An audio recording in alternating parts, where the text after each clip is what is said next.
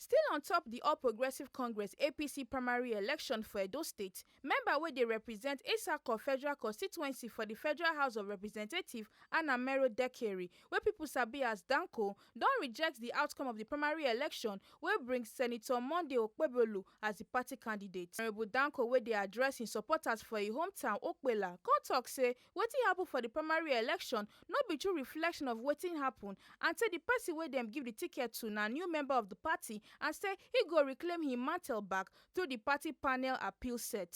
Muslim party.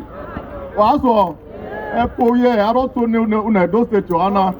I can't kele okulachi governor Iraqwe.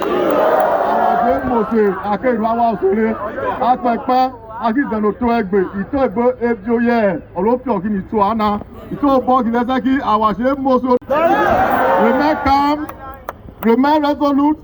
Just be going about your normal business. No fighting. Leave us.